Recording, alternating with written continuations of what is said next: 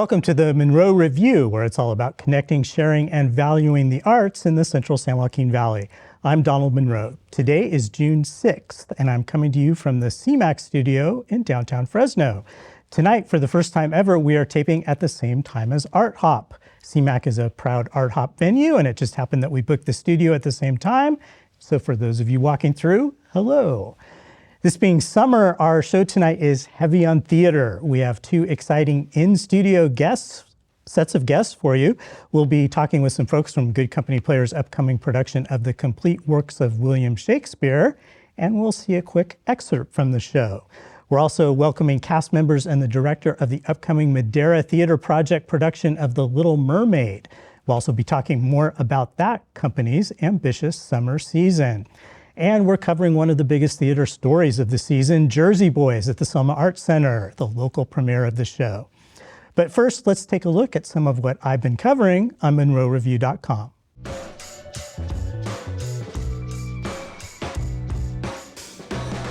TMR reporter Doug Hoagland has been working hard covering Measure P, the city sales tax measure that is providing millions of dollars for the arts.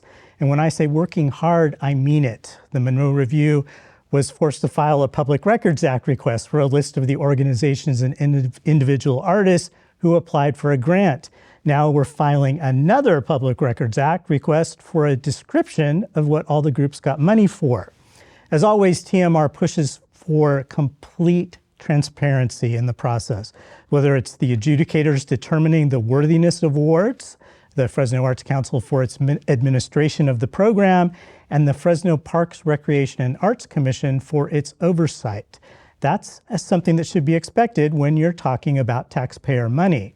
In our latest coverage, Doug writes about two groups that did not receive the awards they expected, the Fresno Downtown Partnership and the Philip Lorenz International Keyboard Concert Series. One note, the Monroe Review itself received a Measure P grant that will help cover the costs of this CMAC show and also go toward the coverage of Measure P, which is kind of meta, I guess you could say. Through it all, we're in it for the long haul, keeping a close watch on this very important story in the Fresno arts community.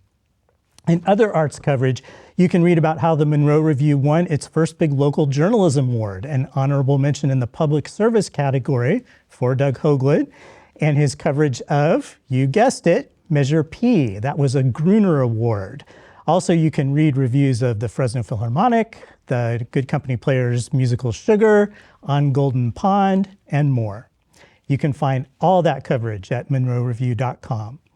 Now let's get to our first guests. We're here with Mark Standriff, the director of Good Company Players, the complete works of William Shakespeare, Michael Fidalgo, who plays 30 some odd folks, and Casey Ballard. So it's the complete works of William Shakespeare, abridged. Abridged. I've been leaving out the abridged. Yes, because if we were doing the complete works, it would take literally weeks to perform. I think about the complete works I have on my shelf, right? And it's like, yeah, that would take forever and a day. So, Mark, you have been wanting to do this show for a long time. Tell us why. Well, actually, I had the pleasure of doing it not soon after it was first released in 1987, back at the theater that I was managing in Ohio. And it is still, to this day, the longest running show in that theater's 90-year history. We had to extend the run twice because it combines a lot of things that I think we all know are inherently funny.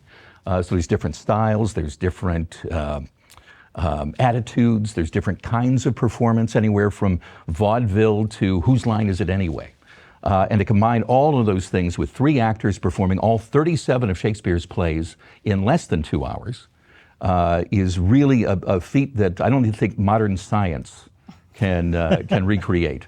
But it was interesting that in asking Dan Pisano and the folks at Good Company Players about productions that I might be interested in directing, I happened to throw this one out there saying, had you ever done this before? And oddly enough, in their 50-some-year history, no, never performed it once.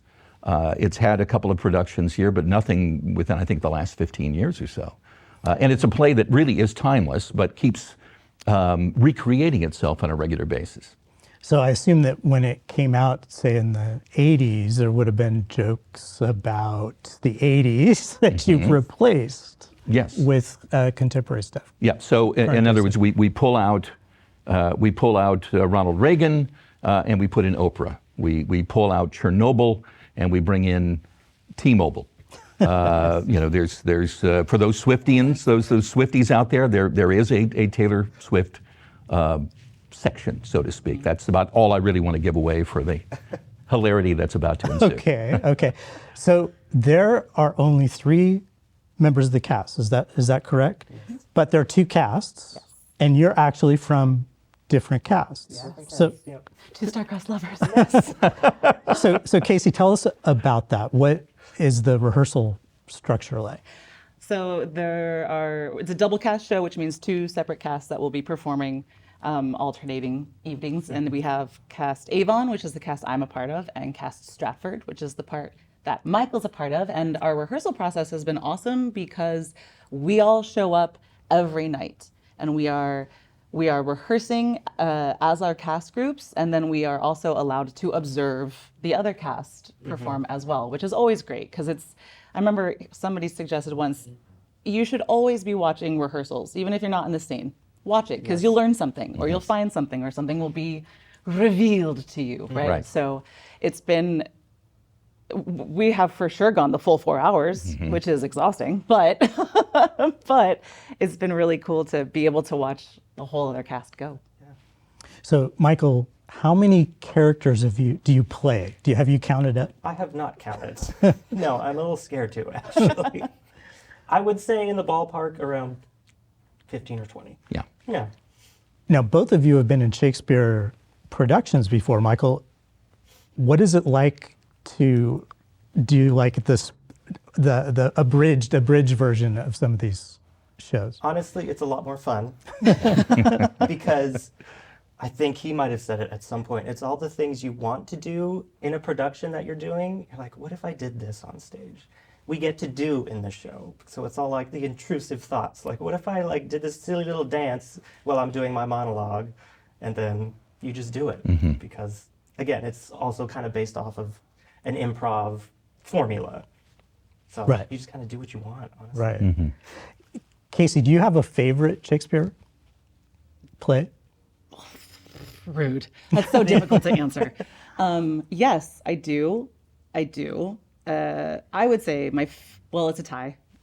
Much Ado About Nothing, and Hamlet, because I also feel like my Shakespeare card would be revoked if I did not say Hamlet. And I luckily get to be Hamlet in our production as well, but it's certainly not your standard Hamlet. Okay. There's no preciousness to it. Okay. Yeah, so there is a big nod to Hamlet in this particular show. And why is that, Mark? Well, so actually it started out as a kind of an homage to Tom Stoppard had a 15-minute Hamlet that he created back in the 60s. And these folks are all Bay Area comedians and Renaissance Fair entertainers who decided, well, we should do that and we'll do our own version. So they came up with basically a 30-minute Hamlet. And then that went so well that they decided, well, what else can we do? I know, let's do Romeo and Juliet. So they came up with a 15-minute version of that.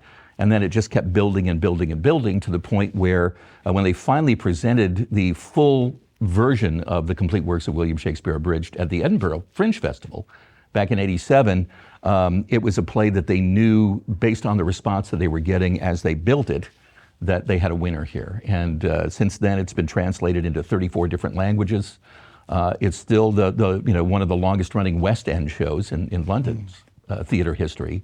And I think because audiences love it, and because they're involved and engaged. There's plenty of audience participation, and in a lot of cases where the actors normally would put up that fourth wall, there's nothing.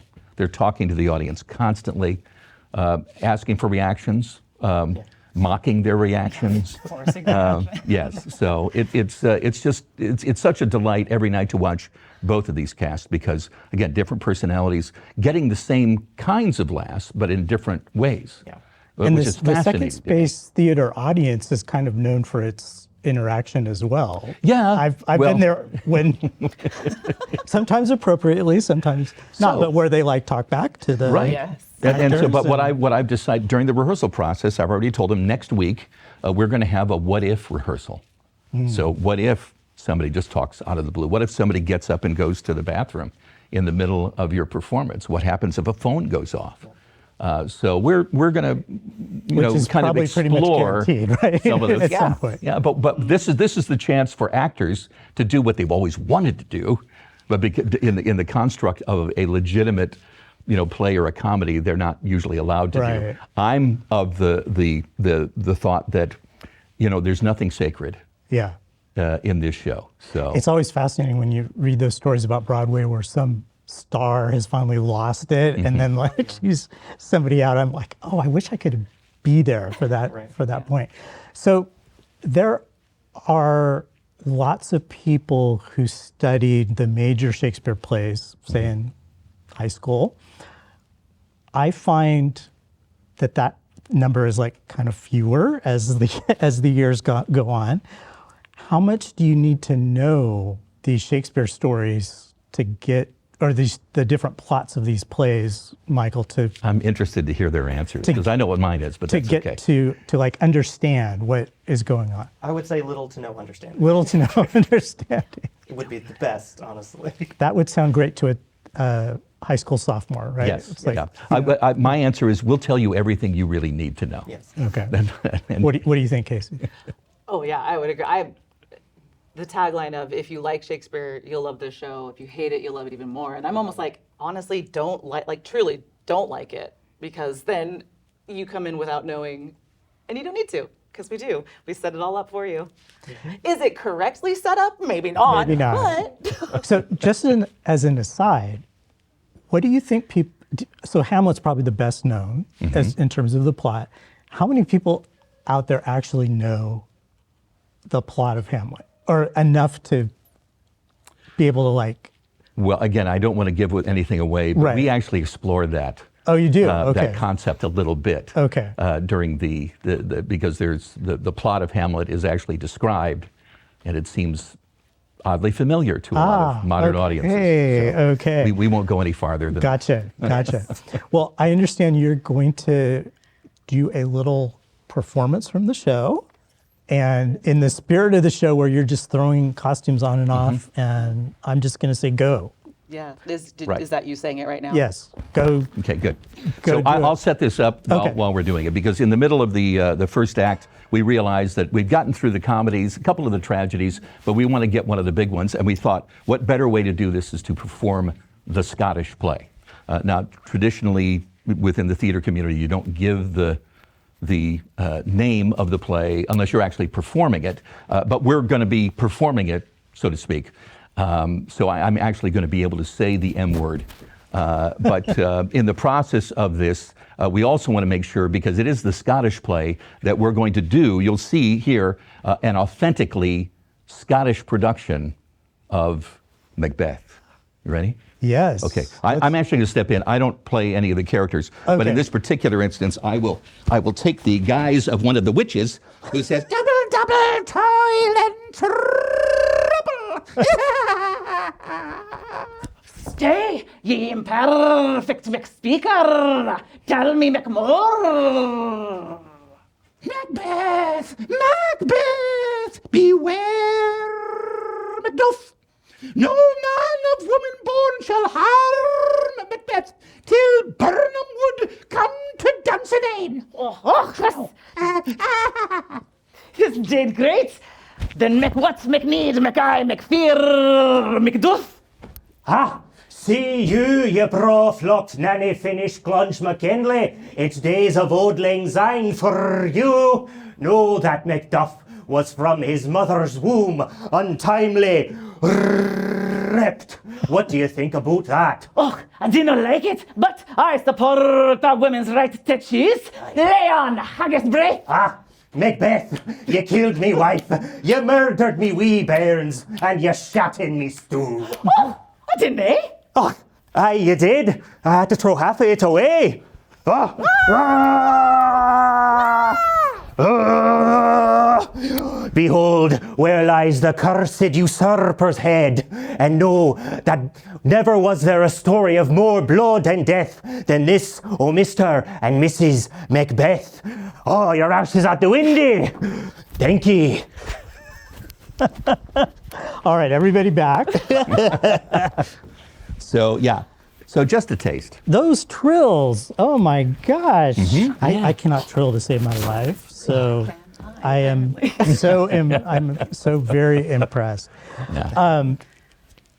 It sounds like a lot of fun. I'm glad you're able to do that scene. It kind of like captures the character or the flavor of the show. Yeah. Yeah. So when does the complete works of William Shakespeare abridged open?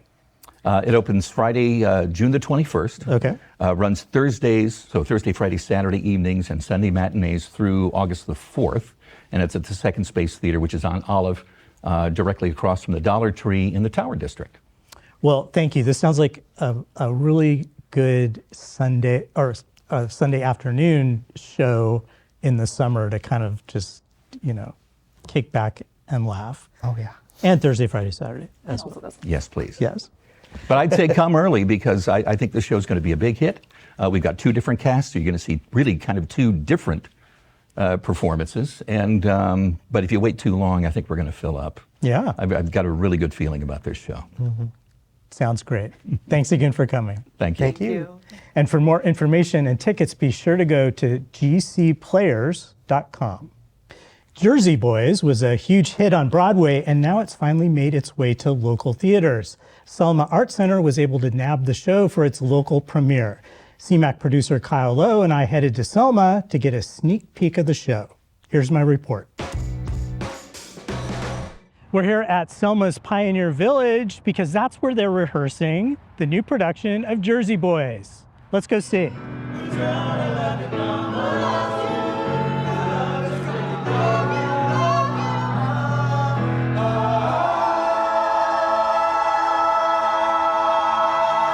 We are here at Selma's Pioneer Village to talk to Ben Sells, who is director of Jersey Boys, and Renee Newlove, who is the dramaturg.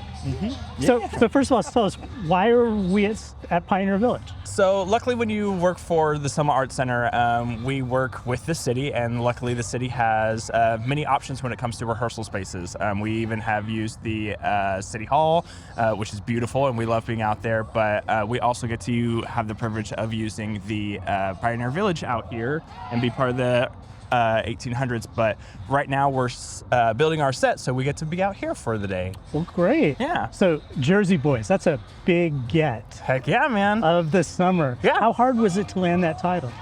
So extremely difficult, I'm not gonna lie. Usually you kind of just get the rights, all that, but like we had to write a full-on proposal, send out where we are specifically, like in California, like it's all very like local based as well too.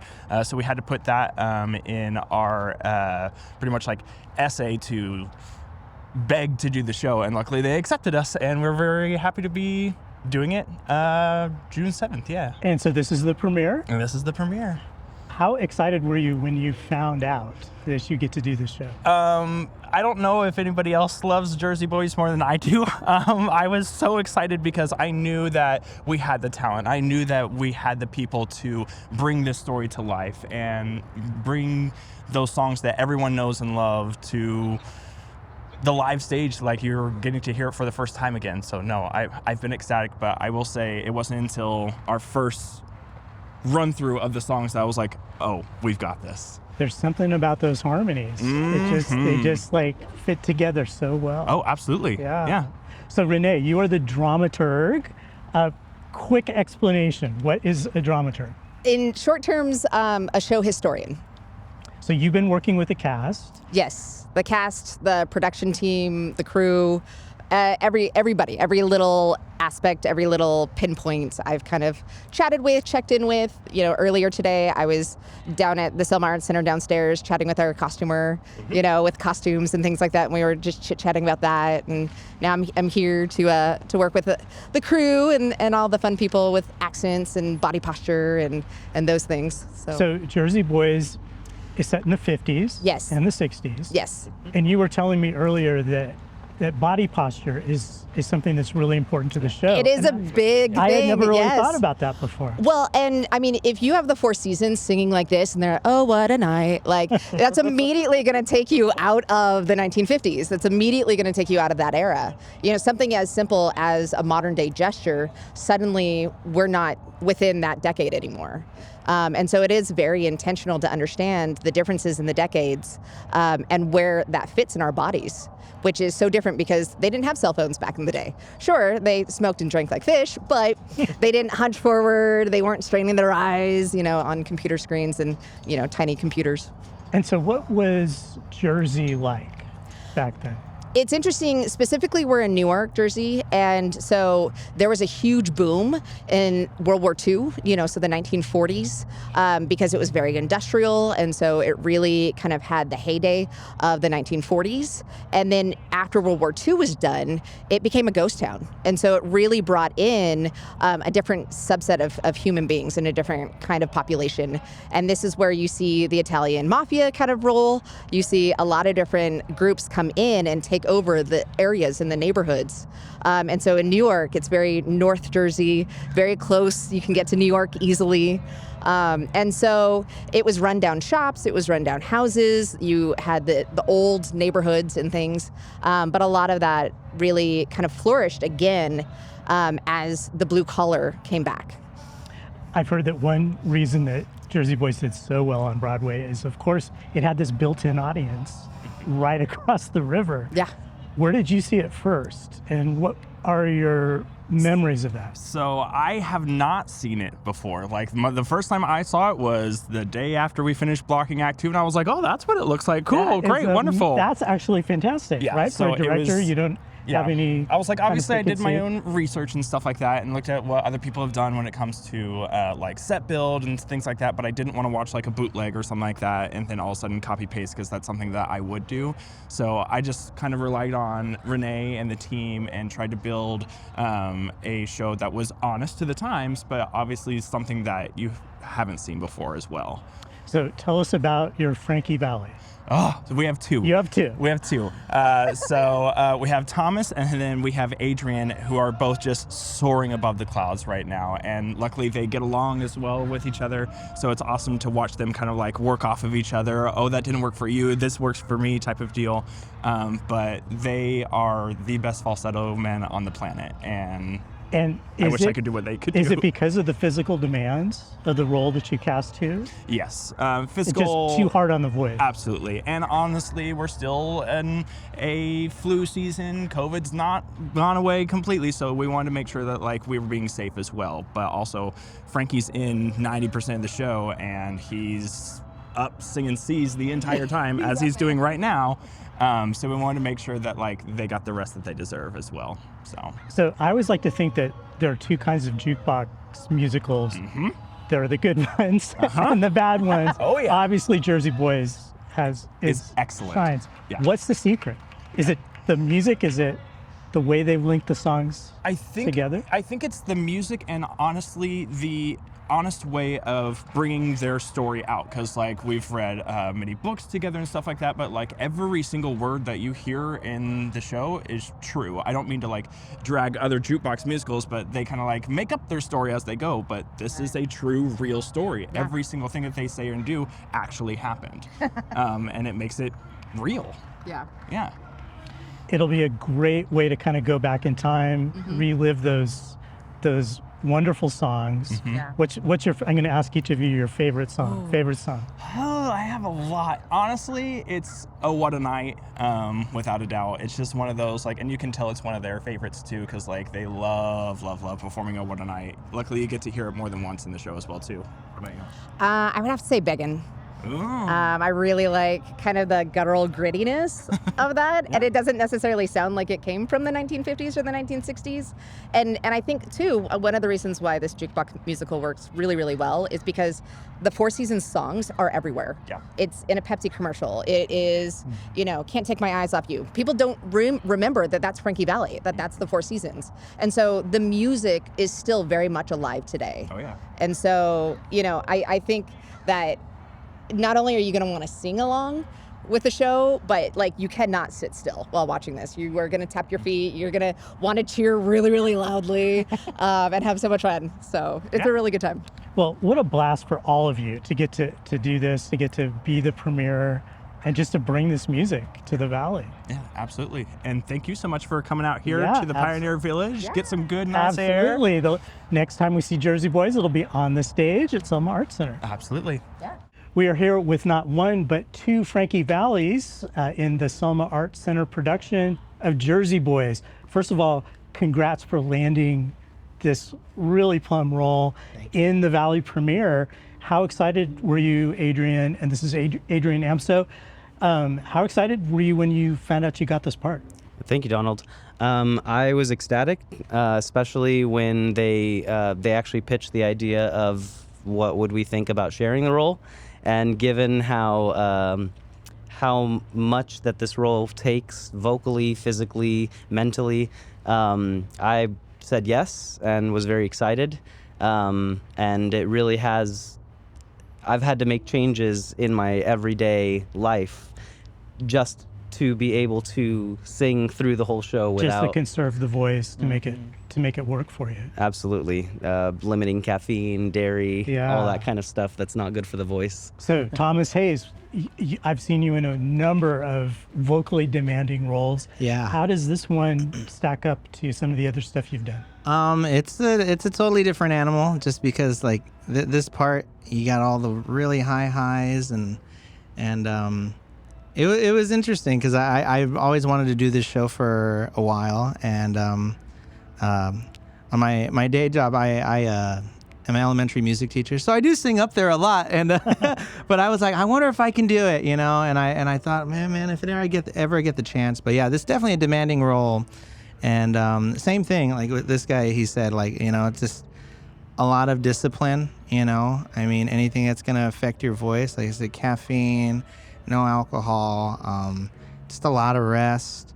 When I am resting, I sleep with the humidifier and, all that stuff, all the things, the liquid tea and everything when you and yeah, it's a demanding role, but I feel confident in it, and I mean, both of us are going to do a great job. So you will swap out weekends. Is that Yes, how- weekends. So that'll yeah, work?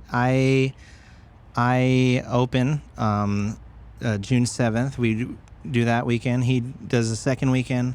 I'll do the third, and then he closes the show. So yeah.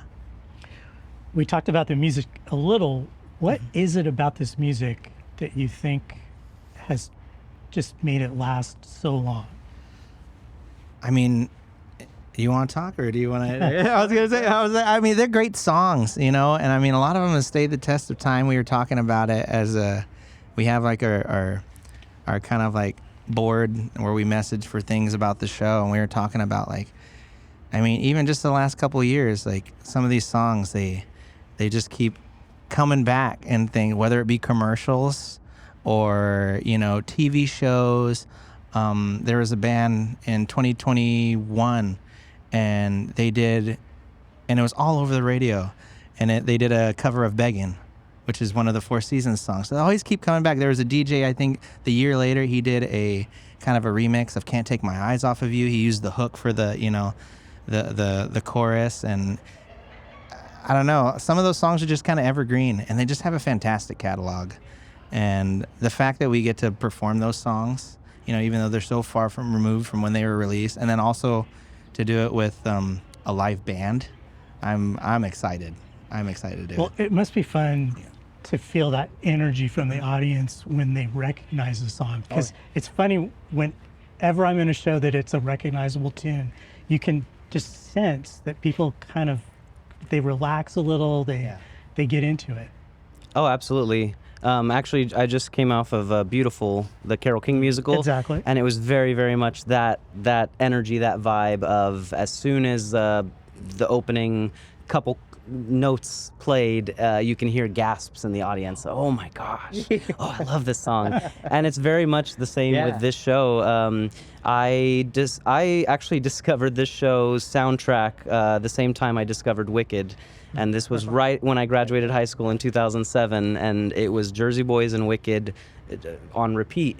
And then I didn't discover until after the fact that my dad, like Come On Marianne is one of his favorite songs. Can't Take My Eyes Off of You. So just being able to sing these songs, and not just sing them, but wanting to do them justice and wanting to have that energy feed into the audience. It's I take it very seriously, and I'm very excited, but also, you know, making sure that I stay professional and put in all the hard work that comes along with delivering a role in a product like this. Oh yeah. So let's talk about those accents. What's the best way for an actor to nail a Jersey accent? You know, I think it's just repetition. Oh, sorry. I mean, there's never any. I feel like there's never any like, you know, this is the way to do it. But for me personally, is just listening to, like, there's certain accents, not all of them, but there's certain accents you could listen and like, okay, and okay, that vowel sounds like this, that, you know, that letter sounds like that, you know, and just kind of like hammering that in and kind of like listening to how it talks, and, you know, kind of also like the phrasing of how they talk as well, let alone the sound of it, and yeah, it's coming along. I think everyone's sounding pretty good so far. If I may. Yeah, how about you? So what's interesting, we've had discussions about this, is that there's a few different types of Jersey accents. And so we're having to do the North Jersey accent specifically. We're very fortunate to have our historian, Renee Newlove, coach us specifically, as well as Terry Lewis. And actually last night, as I was memorizing my script, I literally took a picture of an Italian phrase, and I texted Renee, and I was like, hey, how do I say this? And she actually sent me a YouTube clip of that specific phrase being used. And it's really just training your ear, and like Thomas said, a lot of it is the vowel sounds, and so I don't know that I've perfected it, but there certainly have been a lot of resources provided to us, so we've been very fortunate in that way. Mm-hmm. That's great. That's great. Yeah. Favorite song? Can't Take My Eyes Off of You. Oh gosh, do I want to say the same one? No. Either that. You know, I really like. I Can't Take My Eyes Off You as a given, but if I had to say another one, I really like Fallen Angel. It's a beautiful song that comes later in the second act, and not as familiar to some, but it's a great moment in the show. So last question. When you tell people you're in Jersey Boys, do they know what that is? Is it like one of those shows that's kind of penetrated the popular consciousness, I guess? I think it depends on who you talk to.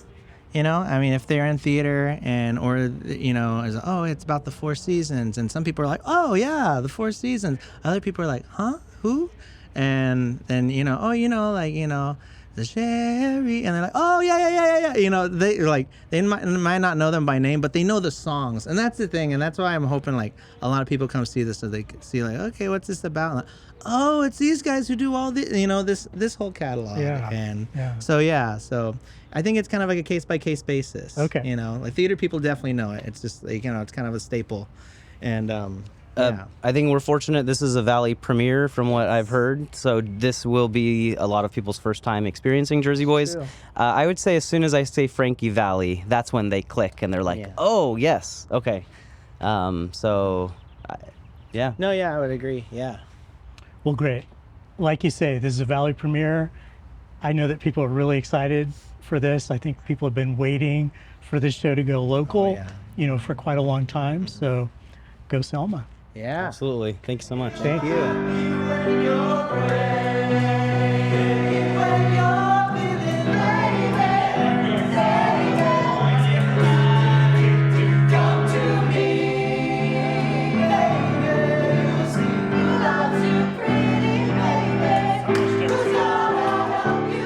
Well, thank you, Selma Art Center, for that Jersey Boys preview. The show runs June 7th through June 29th.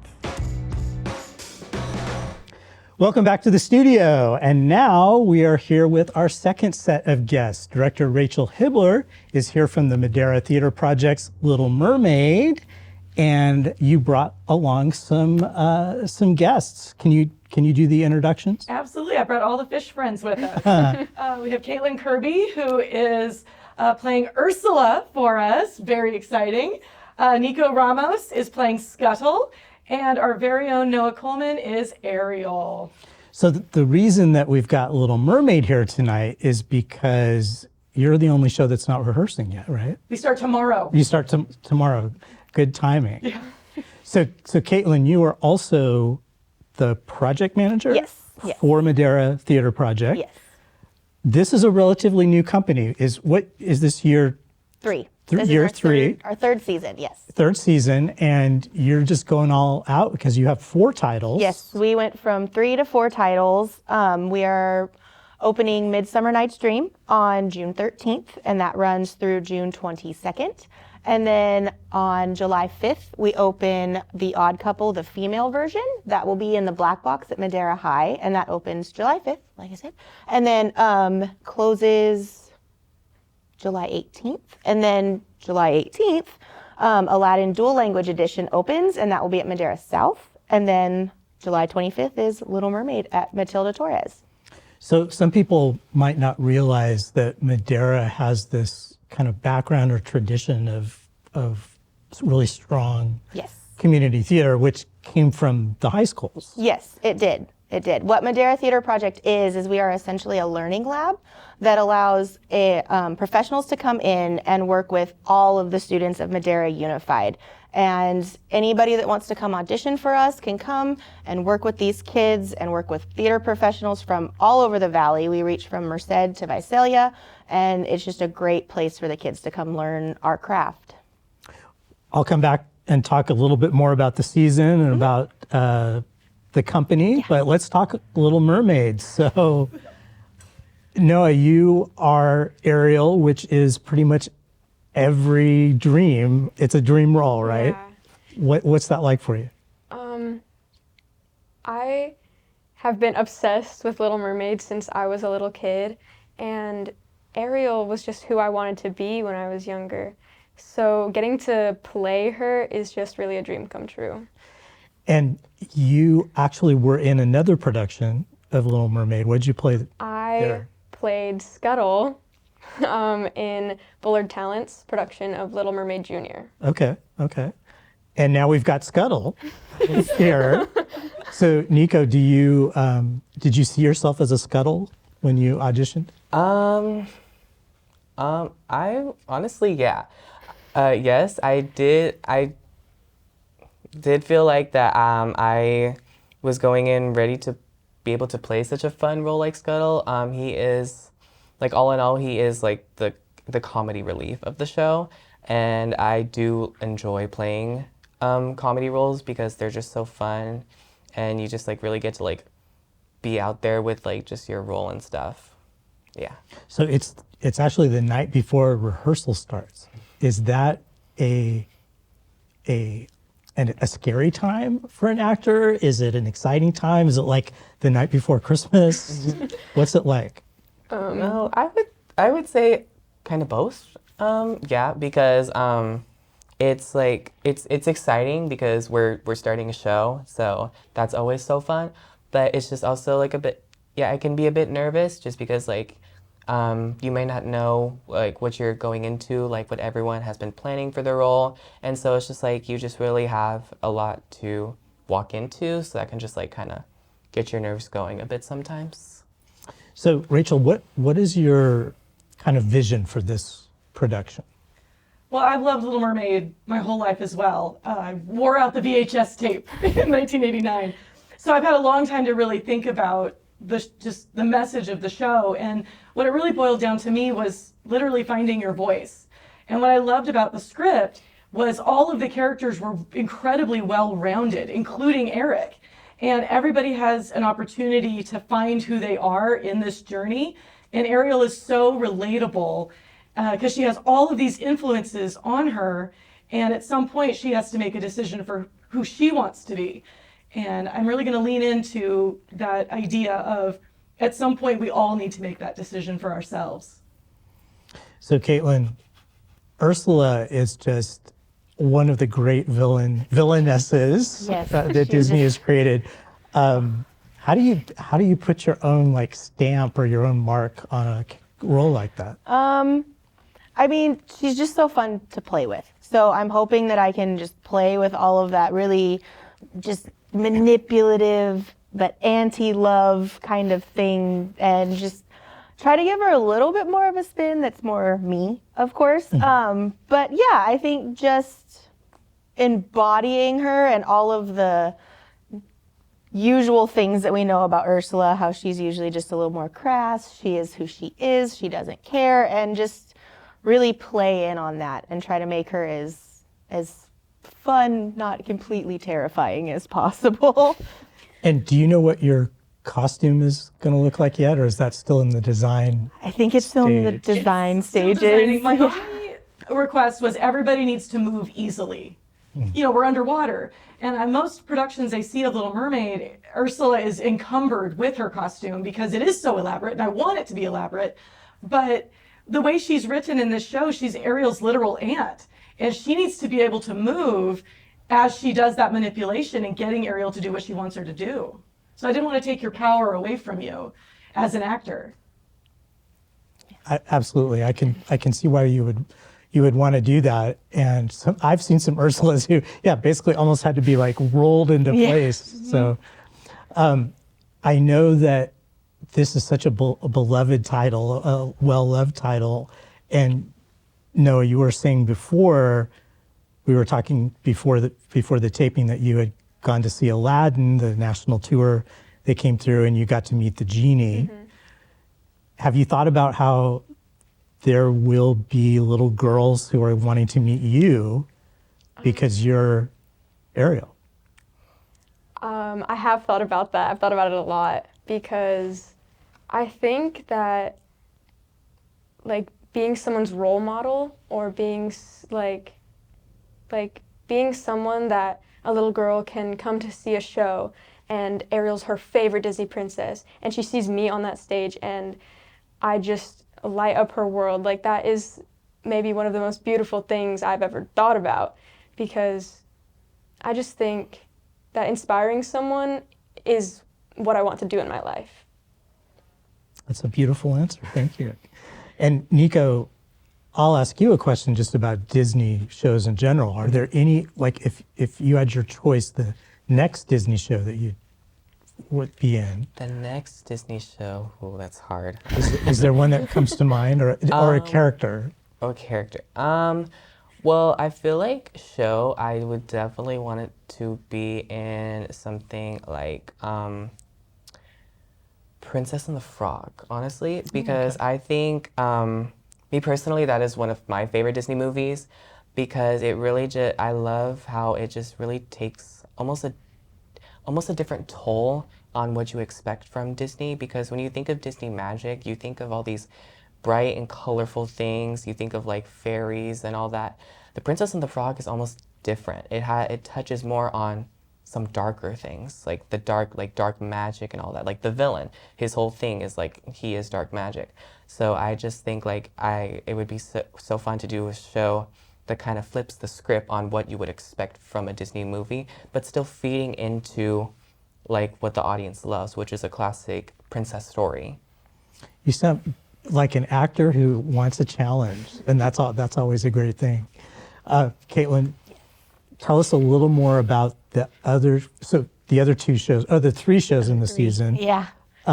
Midsummer. Yes, Midsummer opens next week at Matilda Torres. And that by the time this airs, we should be going. Yeah. So we open at Matilda Torres, and that's directed by an elementary ed teacher in Madera Unified. His name's Austin Yarborough. He's doing an amazing job. We have a few actors from Fresno and quite a few Madera kids in that one as well. Our next show after that is The Odd Couple, the female version. It's directed by Randy Colris. It's just a fun spin on your normal classic old man odd couple. Mm-hmm. It's a fun 80s twist, a lot of Trivial Pursuit. It's funny. And it's in a black box, so it's in a more intimate setting. That one opens July 5th at Madera High. And then Aladdin, the dual language edition. I believe we are one of the first in the Valley to do this show. It's a pretty new script. And it's really great because it tells you the same old story of Aladdin, but Jafar on this end, Jafar has put a spell over everybody, and royalty speaks Spanish and the commoners speak English. And of course there's a riff because nobody understands each other. Aladdin and Jasmine fall in love and show that magic is possible. And that one opens on July 18th. It only runs for one weekend, and it's at Madera South. And then we open Little Mermaid at Matilda Torres on July 25th. So it's a big season. And then you're going to take a really long nap. Maybe, yeah. That sounds like you really have, that's an ambitious summer season. And, It is very ambitious. but it's most welcome too. You know, there's really that need for summer theater. Right, and these kids the are getting an valley. opportunity to work with so many different professionals just all over the valley. They're learning so many different things, and they're learning so much from their teachers, and then they get this little extra over the summer that I think it's a really great company that we get to do something so different. Yeah. So, yeah. Well, I will leave the last words to Nico and Noah. So I would just like to know from both of you, why do you love theater, and why should people go to live theater? We'll start with you, Nico.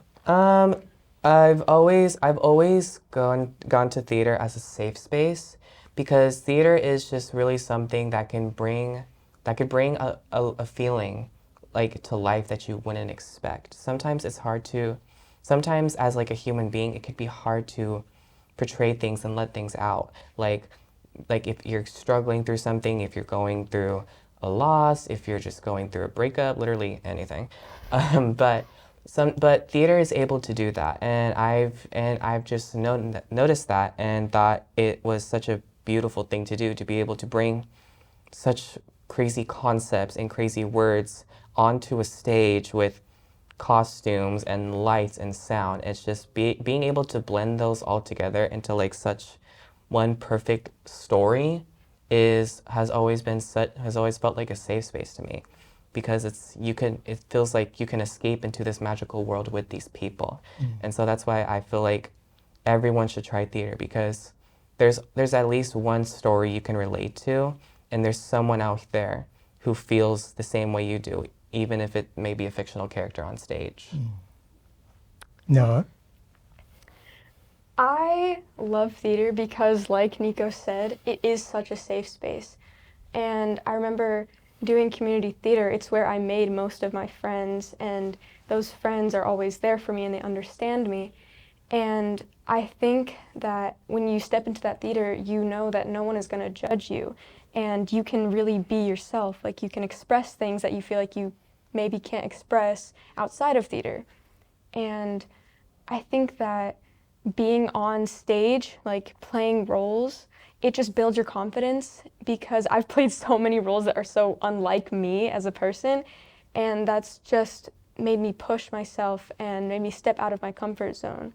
And I think people should either like try to do theater or see live theater, because I remember seeing my first ever show of live theater, which was 25th Annual Putnam County Spelling Bee, and I just remember being so mesmerized by everything, and that's what introduced me to theater.